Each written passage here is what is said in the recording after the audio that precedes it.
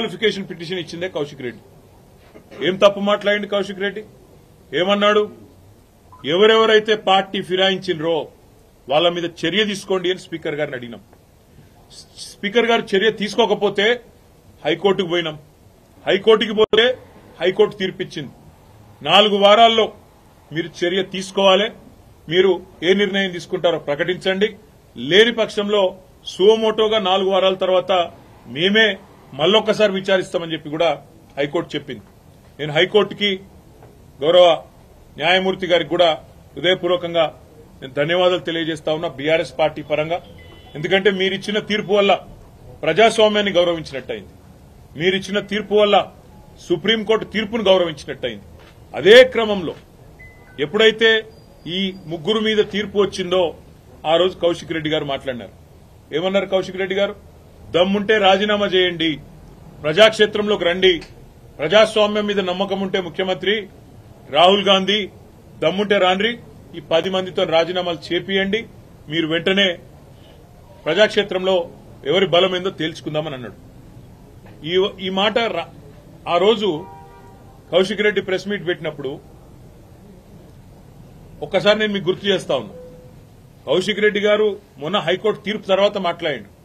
కానీ ఆనాడు రేవంత్ రెడ్డి గారు ఆ రోజు ప్రతిపక్షంలో ఉన్నప్పుడు, పీసీసీ అధ్యక్షుడిగా ఉన్నప్పుడు పార్టీ మారిన ఎమ్మెల్యేల మీద ఏం మాట్లాడిండో ఒకసారి గుర్తు తెచ్చుకోమని అని చెప్పింది రేవంత్ రెడ్డి.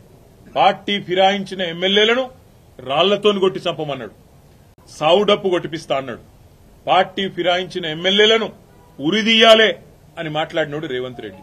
మరి ఆయన మాట్లాడిన మాటల ముందు మా పార్టీ తరఫున మాట్లాడిన నాయకులు ఎవరు కూడా ఆయన మాట్లాడినంత అసహ్యంగా, అంత చండాలంగా ఎవరు కూడా మాట్లాడలేదు.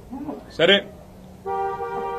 పార్టీ మారినరా లేదా అనే చర్చ ఒకవైపు జరుగుతూనే ఉంటే, ఇంకోవైపు చాలా దారుణంగా స్పీకర్ కార్యాలయం నుంచి ఏ రోజైతే హైకోర్టు తీర్పు వచ్చిందో పార్టీ ఫిరాయింపుల మీద, అదే రోజు సభా సాంప్రదాయాలన్నింటినీ తుంగలో దొక్కుతూ పార్టీ మారినా అని బాహాటంగా ప్రకటించిన శేర్లింగంపల్లి ఎమ్మెల్యే ఆరికపూడి గాంధీని పీఏసీ చైర్మన్ గా నియమిస్తూ మరి ఒక తీర్పు కాదు, ఒక ఆర్డరు స్పీకర్ కార్యాలయం నుంచి, అసెంబ్లీ సెక్రటరియట్ నుంచి వచ్చింది.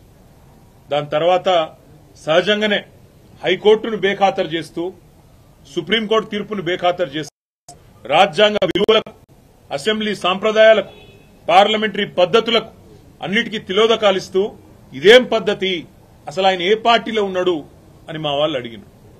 అయితే ఎంత విచిత్రమైన పరిస్థితి అంటే ఈరోజు రాష్ట్రంలో, మొన్ననేమో నేను మారిన పార్టీ కాంగ్రెస్ పార్టీ విధానాలు నచ్చి మారినా అని చెప్పిన ఎమ్మెల్యే నిన్న మొన్నటి నుంచి నేను బీఆర్ఎస్ పార్టీలోనే ఉన్నా, నేను ఎక్కడికి పోలే, 10 మంది ఇక మాకు తప్పది పదవి గండం పోయితుంది మా పదవి అని చెప్పి కొత్త రాగం ఎత్తుకున్నారు.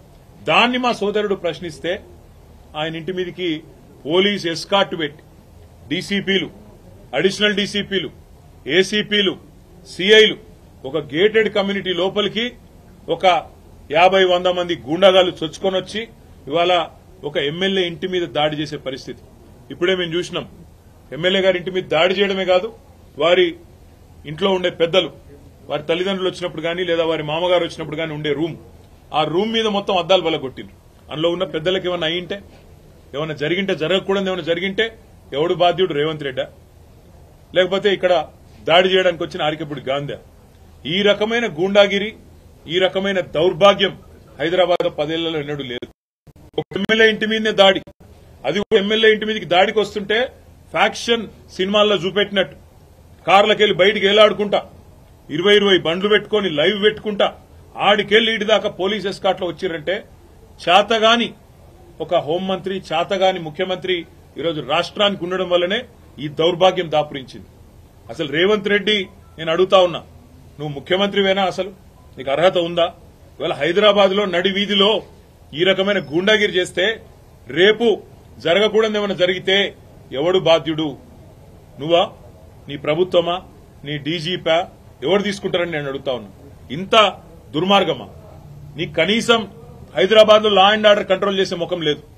పేపర్లు రాస్తున్నాయి, మన ఆంధ్రజ్యోతి రాసింది 30 రోజుల్లో 28 మర్డర్లు. ఈనాడు రాస్తుంది ఈ నగరానికి ఏమైంది అని. అదేమి చేతగాదు చేసేది. హోంమంత్రి ఉన్నోడో లేడో ఎవరికి తెలియదు, ముఖ్యమంత్రి ఎక్కడున్నాడో ఎవరికి తెలియదు. ఢిల్లీకి ఎక్కే విమానం దిగే విమానం అన్నట్టు 22 సార్లు ఎక్కడు దిగుడు తప్ప పీకిందేమీ లేదు.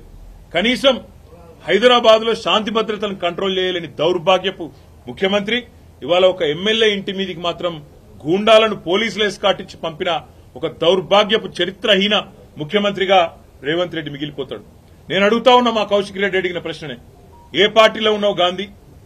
అసలు మీ 10 మంది ఎమ్మెల్యేలు ఎవడైతే పార్టీ మారినరో, ఎవరి ఇంటింటికైతే పోయి ముఖ్యమంత్రి అనేటోడు కండువా కప్పిండో, ఫస్ట్ మీరు ఏ పార్టీలో ఉన్నారో చెప్పండి. మీకు ఇప్పటికే స్పీకర్ దగ్గర పిటిషన్లు ఉన్నాయి 10. స్పీకర్ గారు కూడా తేల్చాలా.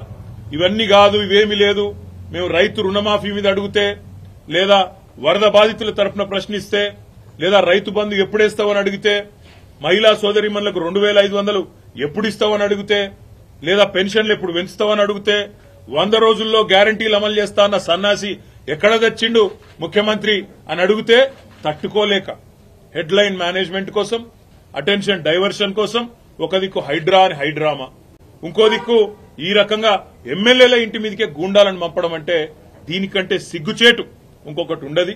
తప్పకుండా నేను రేవంత్ రెడ్డిని అంటా ఉన్నా, చరిత్రలో నీలాంటి పనికిమాలిన ముఖ్యమంత్రులు, నీలాంటి తలమాసిన ముఖ్యమంత్రులు మస్తుగా వచ్చిండ్రు, మస్తుగా పోయినరు.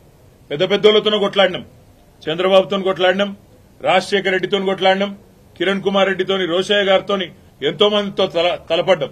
నువ్వు వాళ్ళందరికంటే కూడా చాలా చిన్నోడు, చిట్టినాయుడు, నువ్వు చాలా చిన్నోడవు. నేను మా దగ్గర మా భాషలో చెప్పాలంటే హైదరాబాద్ లో బుల్లబ్బాయి అంటారు నీలాంటి వాళ్ళు. ఇలాంటి బుల్లబ్బాయిలు చిట్టినాయుళ్ళు అని చాలా మందిని చూసినాం. ఏం ఫరక్ పడేది కూడా ఏం లేదు, ఏం ఇంటికి కూడా వీకలేవు. కానీ ఏదో పైశాచిక ఆనందం, 4 రోజులు ముఖ్యమంత్రి పదవిలో కూర్చున్నా, నేనేందో పెద్దోడిని అయిపోయినా అనేదో ఎగిరిగిరి పడతా ఉన్నావు. రేవంత్ రెడ్డి గారు అధికారం ఎవరికి శాశ్వతం కాదు. నువ్వు ఒక దుష్ట సాంప్రదాయానికి తెరలేపుతా ఉన్నావు. ఇది తప్పకుండా నిన్ను దహిస్తుంది, నిన్ను వెంటాడుతుంది. రేపు నువ్వు పదవిలోకి వెళ్లి దిగిపోయినాక తప్పకుండా నువ్వు ఈరోజు ఏదైతే దుష్ట సాంప్రదాయాలు నెలకొల్పుతున్నావో ఇవన్నీ నీకే చుట్టుకుంటాయనే మాట కూడా నేను వారిని హెచ్చరిస్తా ఉన్నా. తప్పకుండా ఈ 10 మంది మీద వేటు వేయాల్సిందే. అదేవిధంగా కౌశిక్ రెడ్డి గారి ఇంటి దాకా గూండాలను తీసుకొచ్చిన పోలీసులు ఎవరైతున్నారో వాళ్ళని కూడా వదిలిపెట్టాం. తప్పకుండా అవసరమైతే కోర్టు ద్వారా పోరాడతాం, అవసరమైతే న్యాయపరమైన ప్రయత్నము చేస్తాం.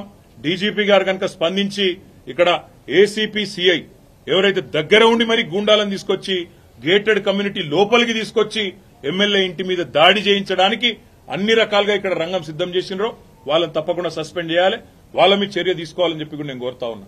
ఒకటి మాత్రం పక్కా, నువ్వెన్ని డైవర్షన్ గేమ్లు ఆడినా, నువ్వెన్ని రకాల హెడ్ లైన్ మేనేజ్మెంట్లు చేసినా, నువ్వెన్ని రకాల ప్రయత్నాలు చేసినా నిన్ను మాత్రం బీఆర్ఎస్ పార్టీ వదిలిపెట్టది. 6 గ్యారంటీలు ఏమైనా అని అడుగుతూనే ఉంటాం, రైతు రుణమాఫీ ఎప్పుడు చేస్తామని అడుగుతూనే ఉంటాం. తప్పకుండా రాష్ట్రంలోని పీడిత ప్రజలు, రాష్ట్రంలోని పేద ప్రజల తరపున మా ఎమ్మెల్యేల ఇండ్ల మీద దాడి చేసినా మా ఎమ్మెల్యేలు కూడా మేము భయపడం, తప్పకుండా నేను నిలదీస్తూనే ఉంటామని చెప్పి కూడా చెబుతూ ఇవాళ మా తమ్ముడికి సంఘీభావం చెప్పడానికి ఇక్కడ దాకా వచ్చినాం అందరం కూడా.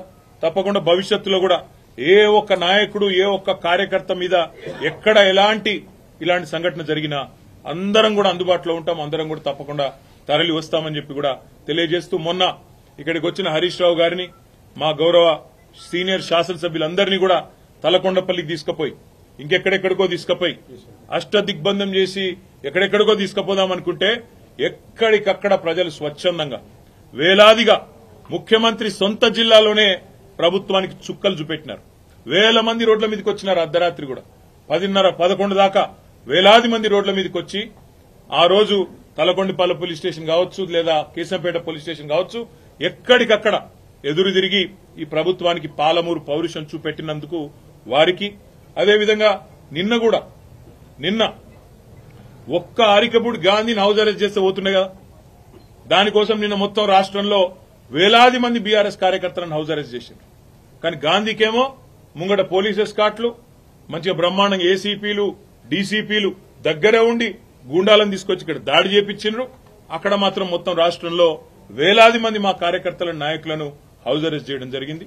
ఇది ఏ రకంగా మంచిదో రాష్ట్ర ప్రజలు కూడా ఆలోచించాలని చెప్పి కోరుతూ, ఈ హింసాయుతమైన పద్దతులు 10 ఏళ్లలో తెలంగాణలో ఎన్నడూ చూడలే.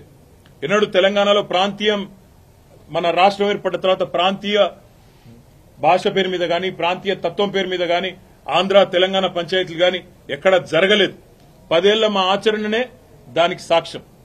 మేం చెప్పినాం, తెలంగాణ వచ్చిన తర్వాత ఈ పంచాయతీలకు మనకు టైం ఉండదు, అభివృద్ది సంక్షేమం దాని మీదే ఉంటామని చెప్పినాం, అట్లే నడిపినాం. కానీ ఇవాళ హైదరాబాద్ లో ఈ పనికిమాలిన ముఖ్యమంత్రి నాయకత్వంలో కొత్తగా ప్రాంతీయ తత్వాన్ని కూడా రెచ్చగొట్టే విధంగా చిల్లరమల్లర ప్రయత్నాలు చేస్తా ఉన్నారు. ఇవేవి చెల్లవు రేవంత్ రెడ్డి. నువ్వెన్ని రకాల డైవర్షన్ గేమ్లు ఆడినా నిన్ను వదిలిపెట్టం. 6 గ్యారంటీల అమలు మీద పట్టు పడతాం. ప్రధాన ప్రతిపక్షంగా నీ పార్టీ సంగతి కూడా తప్పకుండా ప్రజాక్షేత్రంలోనే చెప్తామని చెప్పి నేను తెలియజేస్తాను. Thank you. కేటీఆర్ గారు సమాధానం చెప్పండి. చేసిన వ్యాఖ్యలు పార్టీ విధానమా ఏమిటి, ఆంధ్రాకు సంబంధించిన మళ్ళీ అదే చెప్తా ఉన్నా, నేను మళ్ళీ అదే చెప్తా ఉన్నా. రేవంత్ రెడ్డి అనే ఒక పనికిమాలిన నాయకుడు, పనికిమాలిన ముఖ్యమంత్రి 10 ఏళ్లు తెలంగాణ ఎంత ప్రశాంతంగా, హైదరాబాద్ ఎంత ప్రశాంతంగా ఉందో మీ కళ్ళతో మీరే చూసినారు.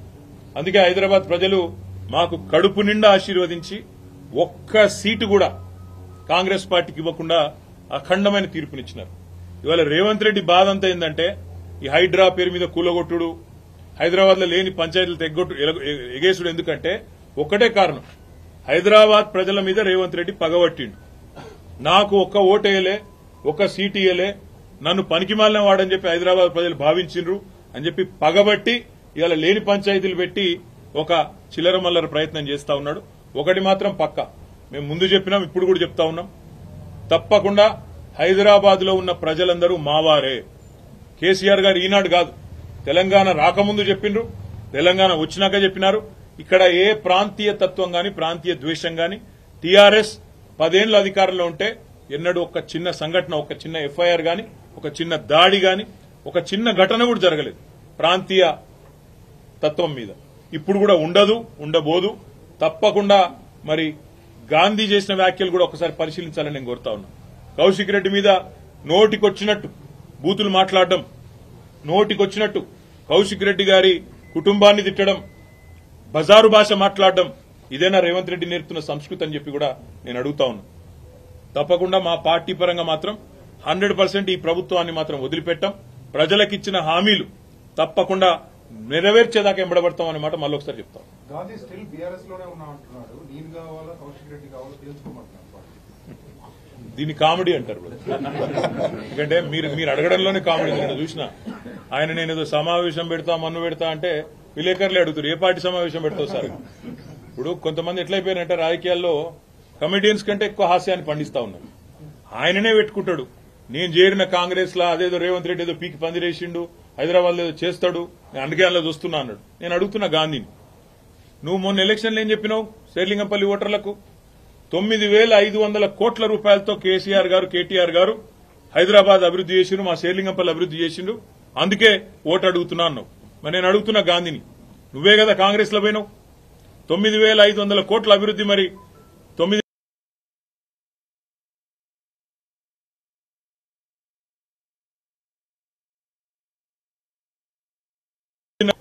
ఎందుకు అలా దానికి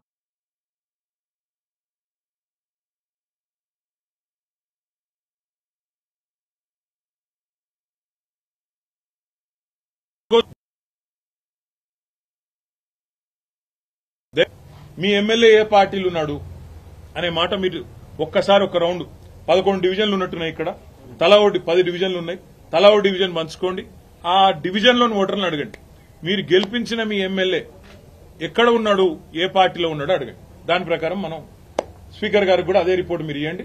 తద్వారా స్పీకర్ గారికి కూడా చాలా క్లారిటీ వచ్చి కళ్ళు తెరుచుకొని ఆయన తీర్పు జల్దీ తీసుకుంటారని నేను అనుకుంటాను. Thank you. జై తెలంగాణ. లేని పక్షంలో సుమోటోగా 4 వారాల తర్వాత మేమే మళ్ళొక్కసారి విచారిస్తామని చెప్పి కూడా హైకోర్టు చెప్పింది. నేను హైకోర్టుకి, గౌరవ న్యాయమూర్తి గారికి కూడా హృదయపూర్వకంగా నేను ధన్యవాదాలు తెలియజేస్తా.